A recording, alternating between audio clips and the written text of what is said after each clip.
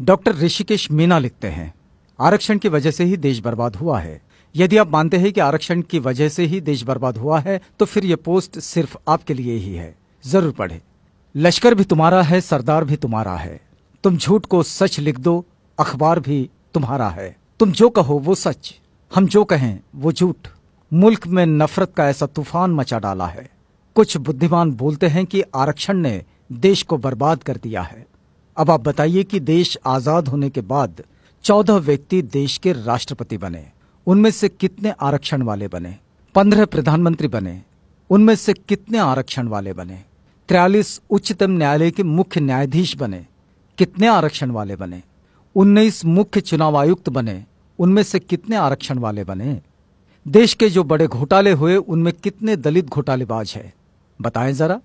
आप बताइए, भारत देश में कितने दलित लोग ऐसे बड़े कारपोरेट घरानों के व्यवसायी है जो देश की अर्थव्यवस्था को प्रभावित कर सकते हैं? अब आप बताइए, देश को बर्बाद कौन कर रहा है?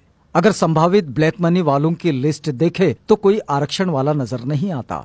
तो फिर देश को बर्बाद कौन कर रहा है? जितने लोग बैंकों का रुपया हजम करके बैठे हैं या भाग गए, उनमें कितने आरक्षण वाले हैं? शायद कोई नहीं। तो फिर देश को बर्बाद कौन कर रहा है? बड़े बड़े ठेकेदार जो सरकारी ठेके लेते हैं, रोड बनाते हैं, सरकारी बिल्डिंग्स बनाते हैं, उनमें कितने आरक्षण वाले हैं? तो जवाब मिलेगा 1 या 2%। तो फिर इस देश को बर्बाद आरक्षण कर रहा है या फिर मेरिट वाले? जब ब्लैक मनी लिस्ट में एक भी नाम रिजर्व कैटेगरी के लोगों का नहीं है, सारे नाम जनरल के हैं, फिर भी कुछ बेवकूफ कहते हैं कि देश को रिजर्वेशन वाले बर्बाद कर रहे हैं। सच में इससे बड़ा जोक कोई और हो ही नहीं सकता। बोफोर्स तोप घोटाला, कॉमनवेल्थ घोटाला, आदर्श सोसाइटी घोटाला, सत्यम घोटाला, कालाधन घोटाला, स्टाम्प घोटाला, यूरिया घोटाला, चारा घोटाला, सुखराम टेलीकॉम घोटाला, शेयर घोटाला, चीनी घोटाला, बहुत लंबी सूची है इन घोटालों की। ये सभी घोटाले क्या आरक्षण प्राप्त लोगों ने किए हैं? बताएंगे इसमें किसी दलित का नाम? कब तक बेवकूफ बनाते रहोगे? और हाँ, फिर भी हम लोग अपने हुनर और काबिलियत से थोड़ा सा आरक्षण का सहारा पाकर क्या कामयाब होने लगे? आपके पेट में मरोड़े उठने लगे? जिनको अपनी थोथी मेरिट पे घमंड है और आरक्षण से परेशानी है, वो अपने बच्चों को 5 साल वहां पढ़ाए जहां गरीब बच्चे अभाव में रहकर पढ़ते हैं। फिर देखना सारी मेरिट हवा न हो जाए तो कहना।